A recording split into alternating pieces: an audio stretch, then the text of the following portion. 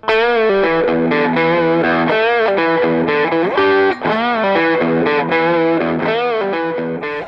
and welcome to another 3-string riffs video.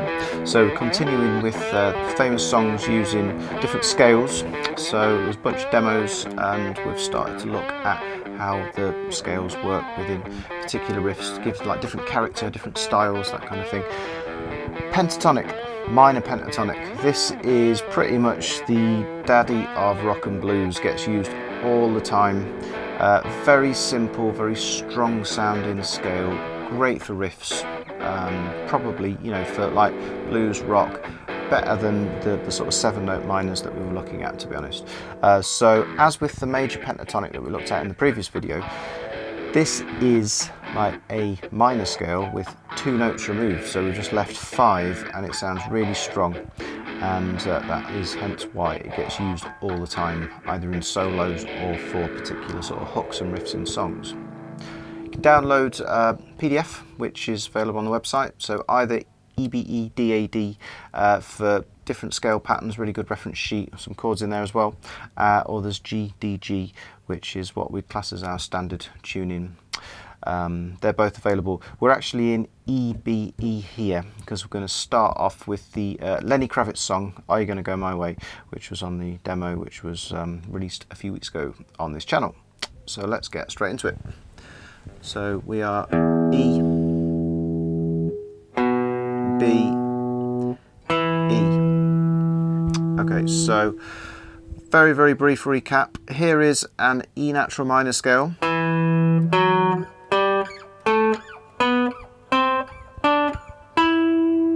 Okay, so 7 notes there, plus an octave, a high E on top. So we've got second note, what you call a flat third, change from the major, 4th, 5th, and then what you call a flattened 6th and a flattened 7th, change from the major. So they're all what we call intervals, because we'll play them in different keys. The second one we'll have a look at is a Led Zeppelin tune, which is tuned differently, so it's actually different notes, but the intervals are the same, so that's what I'm talking about here. But to create the minor pentatonic, we're just going to remove the 2nd note and the 6th note. So here's the minor pentatonic, open string, there's the root, what we call the flat third, the 4th, the 5th, straight to the 7th, and there's the octave.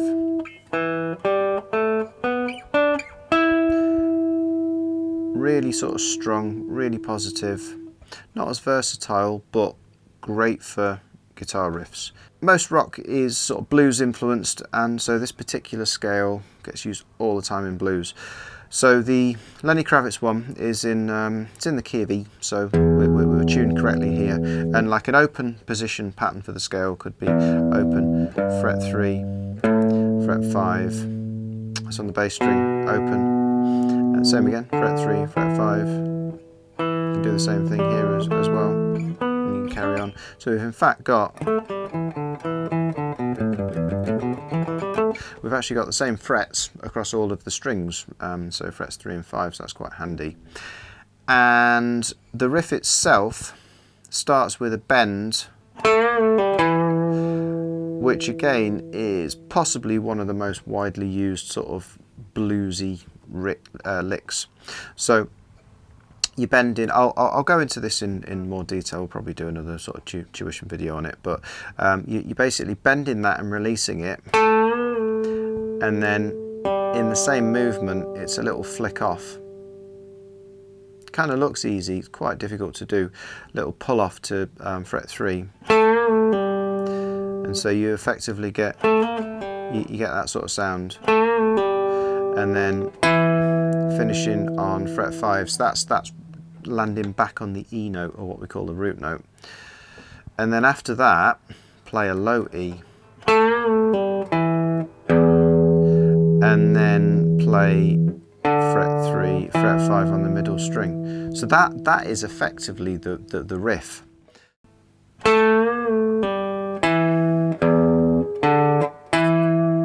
you can play an open, low, and do the bend lick again. Now, I did that on the demo. That's what he does on the original. It's on a 6-string. That's actually quite easy to do on a 6-string because we've got extra notes underneath, so we don't need to jump all the way up there. So it might be better to leave that out, to be honest, because trying to play it in time is pretty tough.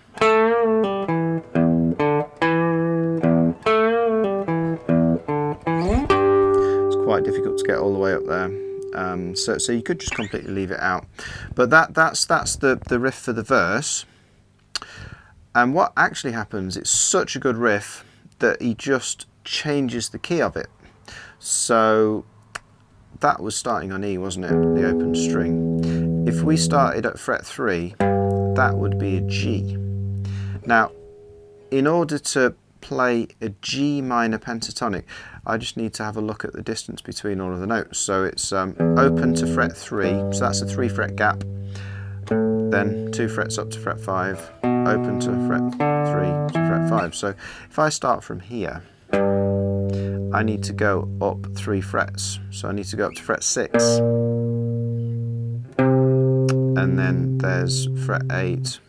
There's fret 3. That would be the same as the open string if we were back down here. And then 6 and 8. I can even carry on up if I wanted. So that is a G minor pentatonic, exactly the same scale, but we're just starting from a different note, so it's still picking out what you call the same intervals, so it still just completely sounds like a pentatonic. So if I start from bending on fret 8, do a little pull off, the same as what I did, land on fret 8, the middle string, here's the first one, change the key, start on fret 8. Now I played an open string before, so I've got to drop down quite quickly and play, because that was the root when we're in E. Got to quite quickly play a G. And then 6, 8, root.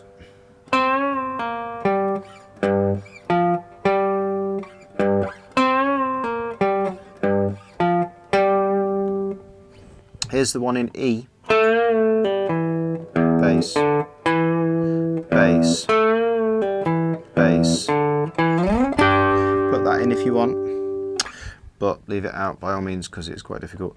Change the key. G, bass, bass.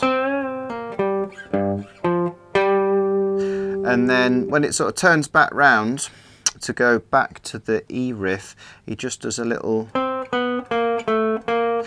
chromatic thing with a funny rhythm. It kind of goes with a particular sort of drum fill. So he's kind of I'll cover it in more detail if we do a tuition video, but it's basically 8, 7, 6, 5, and then back to the key of E for the main riff. So pentatonics work really well for riffs, not so good for chords. We do need the 7-note scales to create chord sequences and to you know, put like melodic runs in and things like that. So when it goes to the chorus, it's really those notes, that they're just, you know, artistic license. He's not sticking entirely within that scale all the way through the entire song. So that's a kind of funny sort of suspended A chord, and that's a type of F sharp minor 7, which is somewhere close. Again, we've got 3 strings, a bit limited, but it sort of works quite nicely compared to the sound of the original. And having said that, he does actually do a very sort of pentatonic-y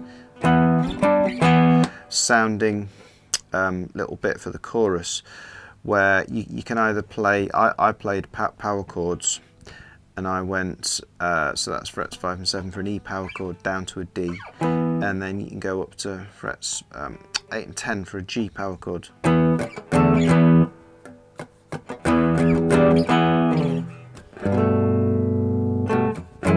But you could even play instead of the power chords, you could even play like a major, just move that shape around.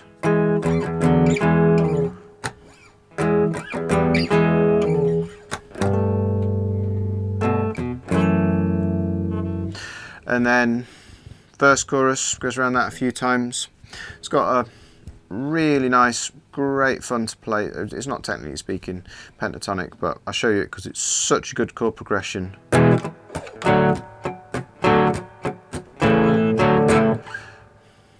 Play that for hours. Ace, really good.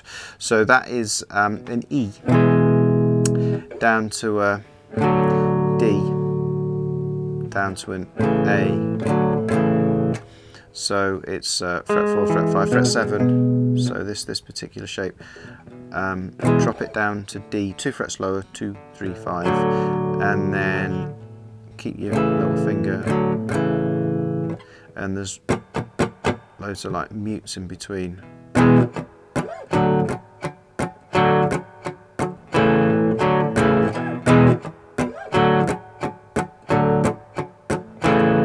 And for full effect, you can put a bit of phaser on it.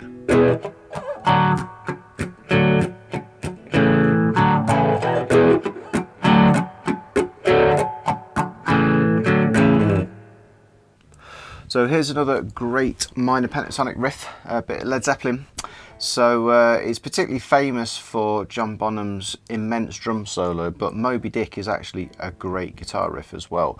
So the original was 6-string guitar obviously, but it was detuned to drop D, which in fact means that if we play D, A, D, that is exactly the same as the bottom 3 strings of standard guitar in dropped D. So we are going to play Moby Dick in this tuning. So that's the root note, and so it's the same pattern as before, different notes but exactly the same fretboard pattern. Open 3, 5, open 3, 5, you can even go open 3, 5 again. Moby Dick is in this key.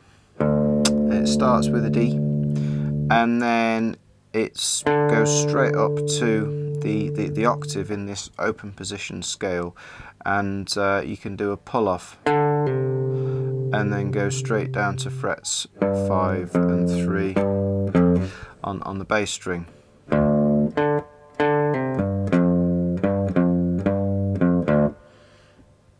Okay, so basically you just loop that. So it's 1, 2,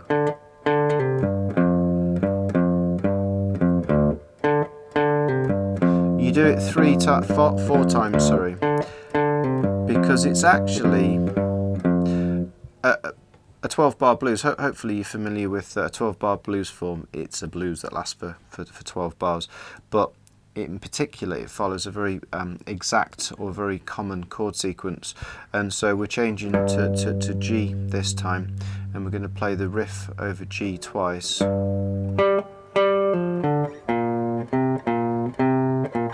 And so what's happening there is we are playing such a good riff.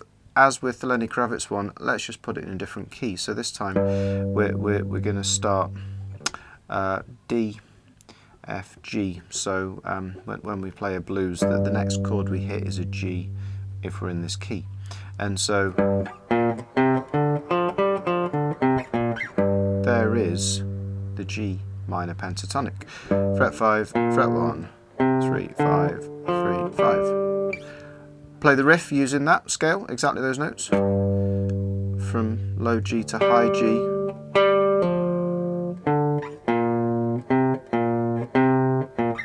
Like I said, I might well do some slightly more detailed little tuition videos, just sort of brushing through so you can see how the scale works.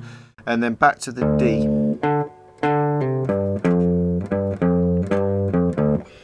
So you play that a couple of times, and then it goes to the third chord, because again we're following the 12-bar blues form. So this time we're going to fret 7. This is an A in this tuning, and then this is still basically playing the riff, but now in the key of D. But it kind of mixes it up a bit, you know, because we don't want to be too repetitive, otherwise it will get a bit dull. So instead of it mixes it up, doesn't put that lower note in, up to the high D, back to the high D, and then we're going to go back to, sorry, that's an A note, and then we're going to go back to the G, but this time instead of playing the main riff, it's just, which is, it's still taken from the G minor pentatonic scale, but we're just playing a few notes, and then jumps up. There's a bend, which I'll do in a minute, but basically it plays you those notes, or rather you play those notes in the riff, which I think is pretty much exactly that pentatonic scale, that D minor pentatonic. So he's kind of jumping out of the G riff and finishing it off using higher notes from your D minor pentatonic scale. So from the A,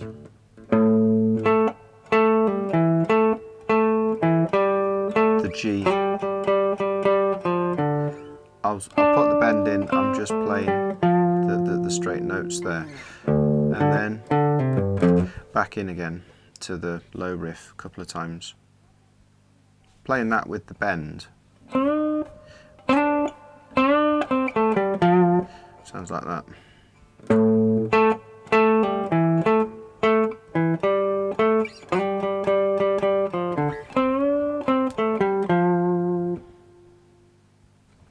So all of it. So it's basically, you know, all the best ideas, or often the best ideas, are simple. So it's basically just a great riff. Let's just repeat it, you know, change the chord, actually put it in a different key, just mix it up a bit at the end just to create a bit of interest, and sounds ace. So I got told off on Facebook for not playing it with swung 16th notes. It was the wrong rhythm apparently. So this is what it sounds like with the correct sort of swung 16ths going into the, fitting alongside the John Bonham groove on the drums. So 2, 3, 4.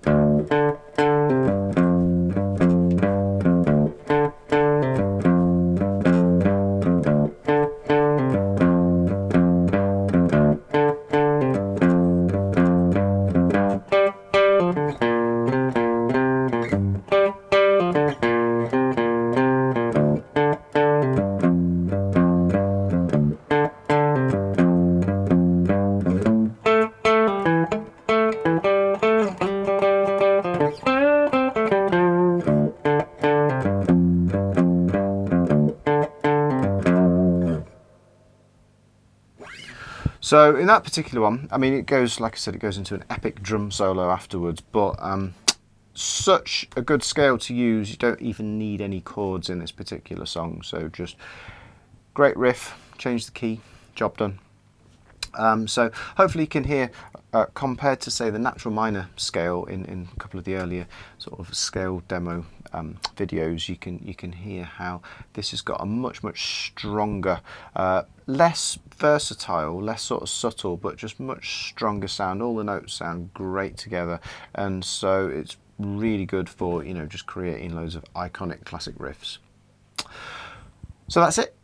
Final one coming this way very soon. We're going to be looking at the blues scale, which is in fact very similar to this scale. We're just adding like an extra note, but as with when the two 7-note minor scales just altered between the harmonic and the natural, just a single note difference can make quite a big impact on the overall sound. So hopefully you'll be able to hear that. So we've got a bit of classic so early 90s, late 80s, early 90s metal, and a bit of sort of late 60s Van Morrison, and sort of like his take on the classic Muddy Waters tune.